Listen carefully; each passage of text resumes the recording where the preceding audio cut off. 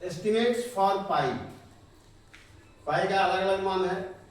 Archimedes ने पाई को बताया है 3 and 10/71, इससे तो ज्यादा पाई होगा, लेकिन 3 and 1/7 से कम होगा बीच में। ये आर्किमिडीज का है।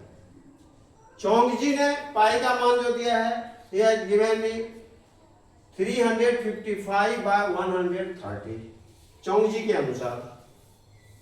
आर्यभट्ट जिसकी चर्चा भी किए, इसने पाई का वैल्यू बताया 3.1416, और माधव जी ने बताया है, माधव का जो एग्जैक्ट फार्मूला है, ये सभी 10th क्लास में है, तो एनसीईआरटी में पाई का मान जो उसने लिखा है 4 × 1 - 1/3 + 1/5 - 1/7 प्लस डॉट डॉट डॉट।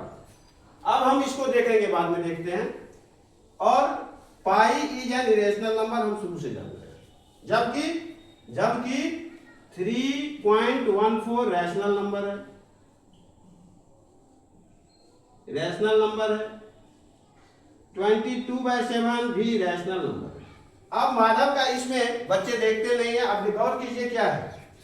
उसने दिया है 4 × 1 - 1/3 + 1/5 - 1/7। गौर करना है कि 1/1 मतलब यहां हम दे सकते हैं 1/1 भी, but in your book NCERT में केवल 1 दिया है, लेकिन अंडरस्टूड 1 होता है, इसलिए इसे 1 कहेंगे। अब देखेंगे दोनों का डिफरेंस कितना आ रहा है, 2 आ रहा है ना। इसके बीच का डिफरेंस देखिए कितना आ रहा है, 2 आ रहा है ना। 5 7 का डिफरेंस देखिए कितना आ रहा है, 2 आ रहा है। इस प्रकार गोन आप अगर जाएंगे तो नीचे में 1 3 5 7 9 11 13 15 17 देते जाएंगे। ये तो नीचे का डिनोमिनेटर में लिखना है। अब क्या करना है, इसी प्रकार से जब हम इंक्रीजिंग में जाएंगे, एक सब्ट्रैक्शन दूसरा एडिशन, एक सब्ट्रैक्शन दूसरा एडिशन, फिर सब्ट्रैक्शन फिर एडिशन। इस प्रकार से जब हम बढ़ते चले जाएंगे तो इसका सॉल्यूशन देखते हैं एक का निकाल करके क्या हो सकता है। इसका सॉल्यूशन देखिए, फर्स्ट स्टेप में जो हम लोग ये देखते हैं तो 4 को अगर 1 से मल्टीप्लाई करेंगे तो 4 होगा, क्लियर है। सेकेंड स्टेप में है 1/3, देखिए 1 - 1/3 यहां से यहां तक।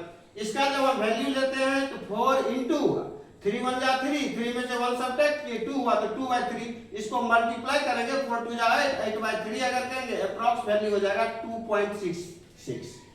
थर्ड में जाते हैं 5 के ओर, तो यहां देखते हैं 4 × 1 - 1/3 था ही पहले से दिया हुआ, अब यहां प्लस करना 1/5, फिर इसका फ्रैक्शन निकालेंगे हम तो 4 × 13/15 होता है, जिसका वैल्यू होता है, अब करके देखेंगे 3.46। फिर उसी 4 को लेना है, कॉमन 4 है, 4 लेंगे, फिर 1 3 5 7 में हम गए थे, फिर 7 में आए, तो फिर इसका जब फैक्टराइज करते हैं, फ्रैक्शन का सॉल्यूशन करते हैं, इसका वैल्यू आ जाता है 2.89। गौर कीजिए, यहाँ है 2.66, इससे ज्यादा हो गया यहाँ 3.466, फिर इससे कम हो गया यहाँ 2.899।